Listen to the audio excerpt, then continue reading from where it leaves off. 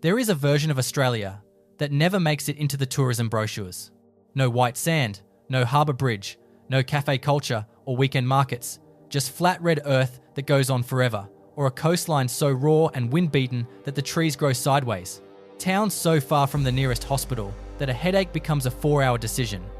Communities where the power goes out during summer and no one even calls the council about it anymore because they already know the answer. Most Australians have never been to these places. Most of them never will. But there are families out there who looked at all of that, weighed it against the alternative, and chose to stay. Not because they had no other option, because they made a decision that almost nobody around them understood. This is not a story about hardship tourism. It is not about people who are too poor to leave or too stubborn to know better. It is about 10 families on the absolute geographic and psychological edge of this country, and the thing that keeps them there when every practical signal in the world is telling them to go. If you want more stories from the forgotten corners of Australia, subscribe to the channel and hit the bell. New documentaries every week. Let us start at the very bottom of the continent. Family 1. The Dooleys of Matsuika Island, Tasmania. Matsuika Island sits about 14 kilometres off the southwest coast of Tasmania, and Tasmania is already the bottom of Australia, which means Matsuika is the bottom of the bottom. It is the southernmost permanently occupied land in the country, and when the wind comes up from Antarctica, there is nothing between you and the polar ice except open ocean. The Bureau of Meteorology maintains a weather station on the island, and every year, one family volunteers to run it. They live there alone for a full year. No shops, no neighbours, no mobile reception. The supply boat comes twice a year if conditions allow. In 2019, Craig and Linda Dooley became the island's volunteer caretakers. Craig is a retired engineer from Hobart, and Linda spent 20 years working in community health. Neither of them had experience with island living before they applied.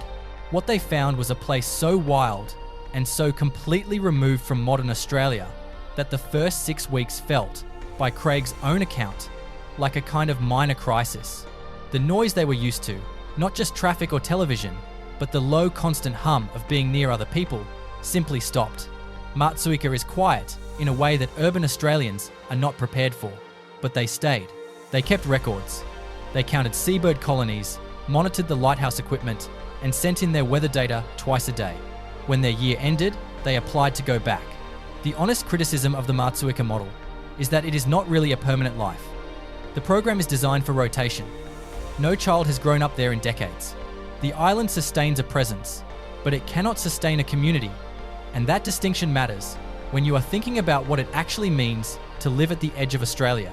What the Dooleys found, though, was something the program designers probably never intended. They described it as a recalibration, a year of understanding what you actually need versus what the city had convinced you that you needed. That is a finding that turns up again and again in the families further along this list. Family 2. The Camilleri family of Steep Point, Western Australia. Steep Point is the westernmost point of the Australian mainland. It is inside the Shark Bay World Heritage Area, a landscape of ancient stromatolites and shark-patrolled shallows, and the only way in is a long corrugated dirt road that destroys ordinary vehicles and takes several hours in good conditions. The Camilleris are not a romantic story. They are not retirees seeking peace. They are a fishing family with 3 kids under 12, and they came to the area because the fishing is extraordinary and because the land is cheap in ways that nothing else near the coast of Western Australia is anymore. What they gave up is real and worth naming. The nearest school is hours away. The children are on distance education, which requires a parent to be available during school hours, which puts enormous pressure on the daily structure of a family already running a commercial operation.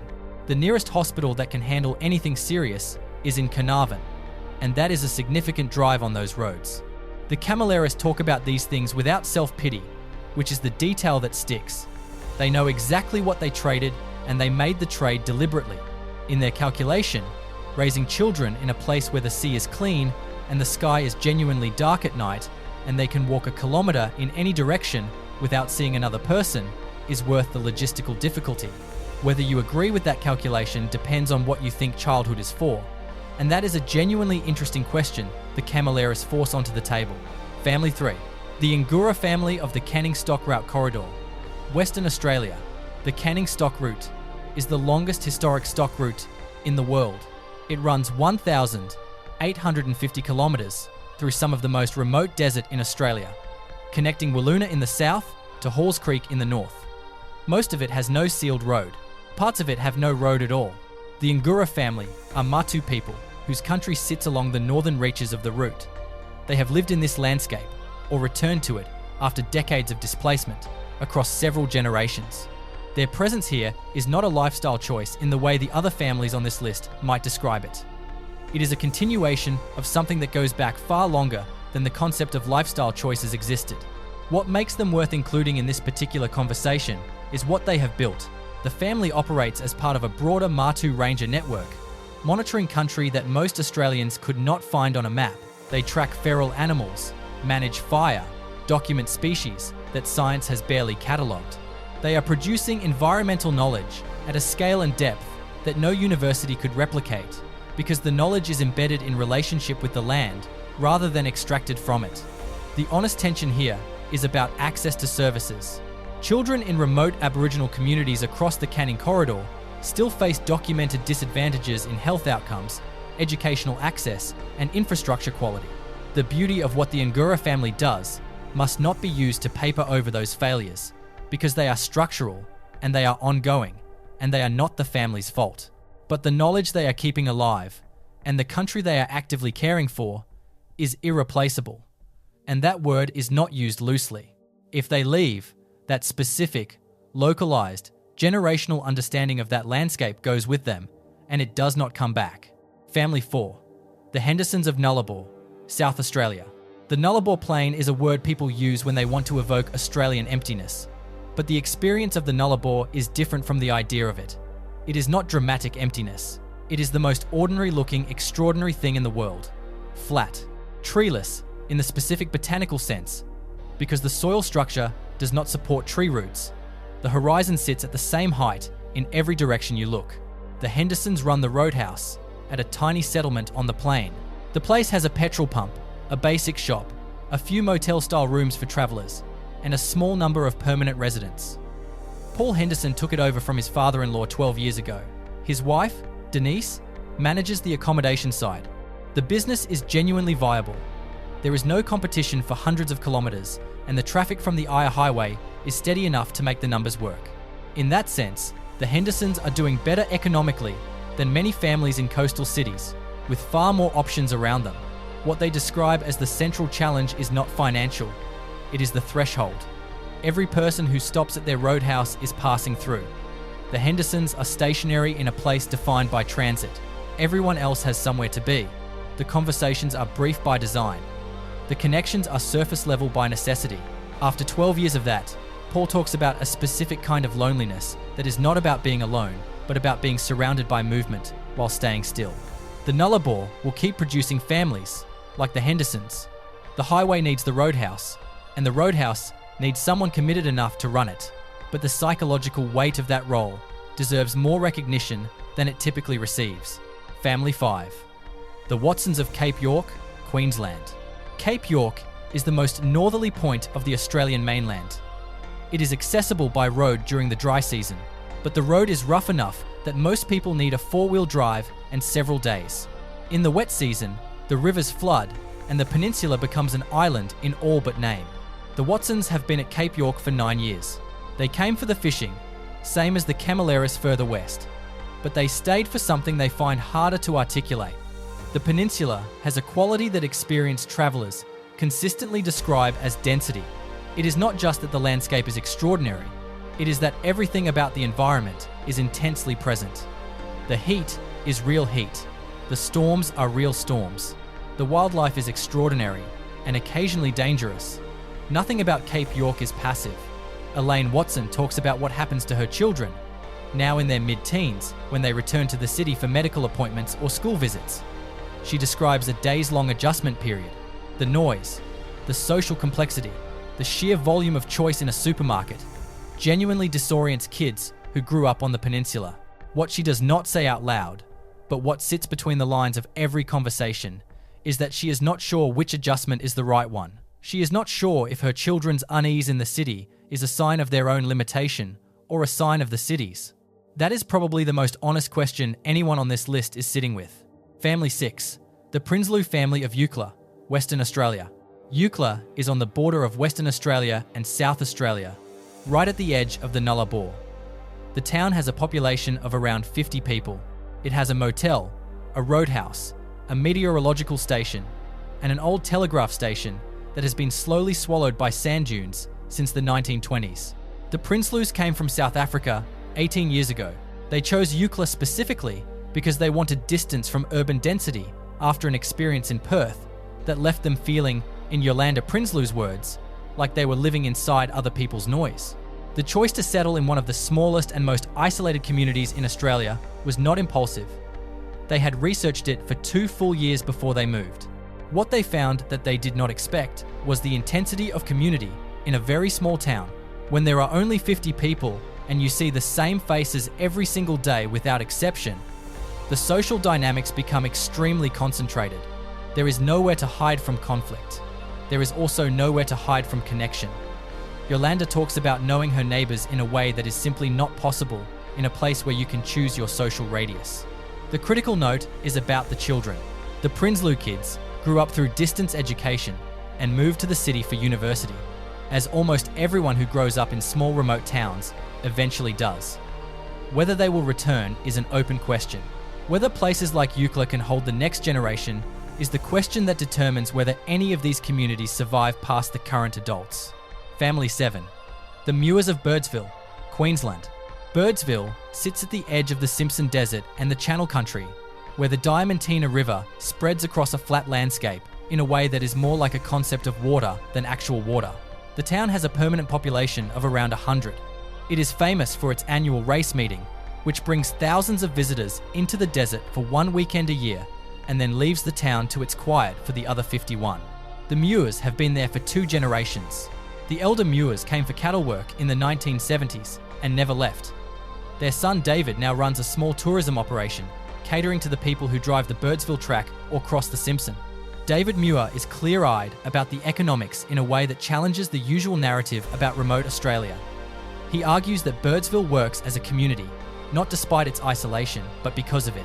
The isolation creates a dependency between residents that generates real social cohesion. People help each other because they have to. That necessity becomes a culture. The criticism he himself raises is about medical access. He watched a neighbour lose too much time on a medical evacuation that should have been faster. He watched infrastructure proposals get approved and delayed and approved again for years. He is not bitter about it in the way you might expect. He is impatient, which is a different thing. He wants the basic services to match the commitment the community has already made to the place. That gap between what remote communities give to this country and what they get back runs through every conversation in Birdsville, like the Diamantina runs through the Channel Country. Present, even when it is not visible on the surface. Family 8. The Abercrombies of Daly Waters, Northern Territory. Daly Waters is a small settlement in the Northern Territory with a pub that is older than most things in the territory. The pub is the town, in the functional sense. It is where the travellers stop, where the locals gather, and where the economic activity of the community is concentrated to a degree that would seem strange anywhere else. The Abercrombies took over the pub a decade ago. Steve Abercrombie is from Darwin originally. His partner, Rosa, grew up in Katherine. They took the Daly Waters, posting partly because it was available, and partly because they were tired of the complexity of managing a larger business in a larger place. What they run is, by any reasonable measure, a cultural institution. The pub's walls are covered in the objects left by passing travellers over decades.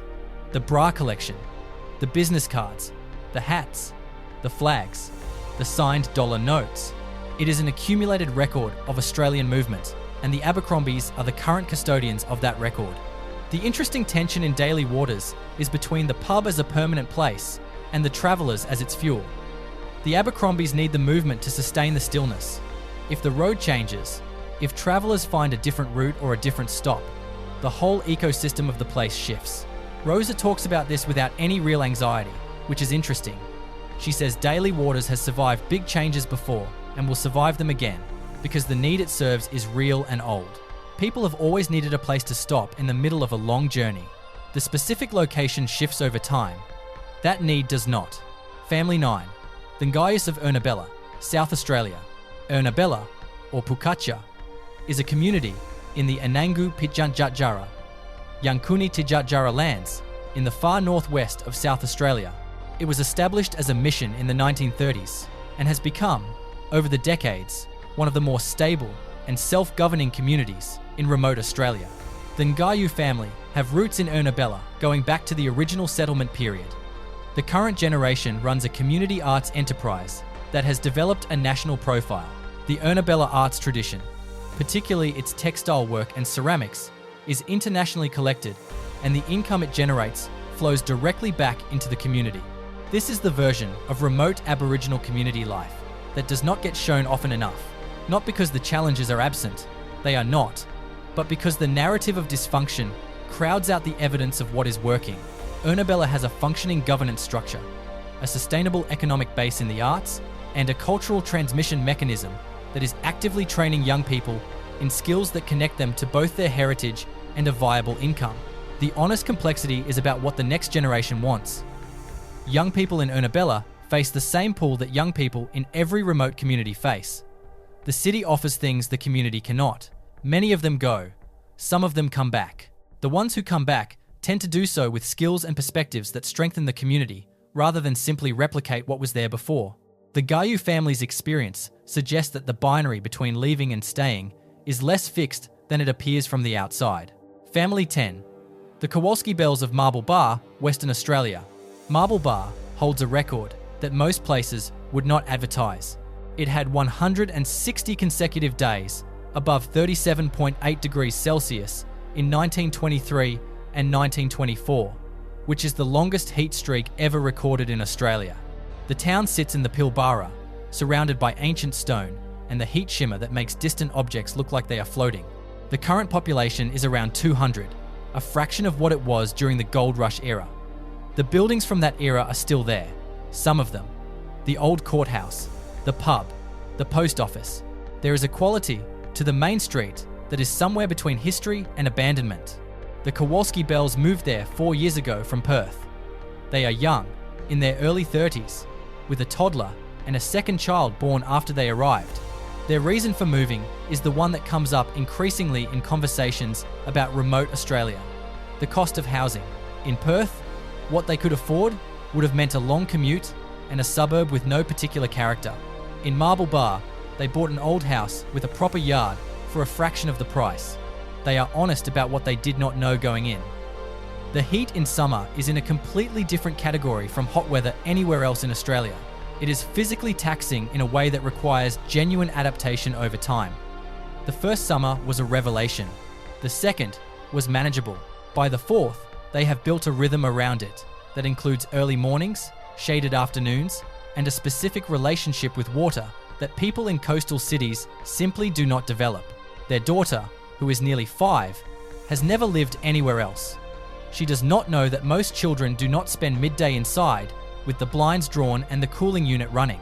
She does not know that the red hills behind her house are ancient in a way that most children never encounter. She just knows them as the hills behind her house. That is probably the most important thing about all 10 families on this list. The children do not experience the edge as the edge. They experience it as home. That word does all the work that the word edge refuses to do. And that is the question this list keeps circling back to. What is the edge, exactly? Is it a geographic fact? A service deficit? A personal calculation? The families living at the true margins of Australia are not uniform in their reasons for being there, and they are not uniform in their experience of it. Some of them are there because their culture and identity are inseparable from the land. Some are there because economics pushed them out of everywhere else. Some made a deliberate philosophical choice. Some arrived for practical reasons and discovered something they did not expect. What they share is a relationship with place that most Australians, living their lives within the coastal urban corridor, have simply never had to develop. The edge forces a clarity that comfort tends to dissolve. You find out what you actually need. You find out what you can do without. You find out who will drive 4 hours to help you when something goes wrong, and who will not. The Australia at the Edge is not a museum piece, and it is not a cautionary tale. It is a live question about what this country is willing to be, and what the people who stay in its hardest corners deserve from the rest of it. These families are not relics. They are not curiosities. They are the people holding the outline of this continent in place, living in the parts that most Australians only ever see from a plane window before turning back to their own phone screens. So here is the question worth sitting with after you have heard all 10 families. If you could live anywhere, would you choose the edge? And if the answer is no, what does that say about what you think the edge is actually like? Because every family on this list would tell you that the word you are probably looking for is not edge at all. They would say, "This is the middle of everything. It has always been so." If this documentary made you think differently about the parts of Australia you have never seen, subscribe to the channel and share it with someone who needs to hear it. There are more of these stories where this came from.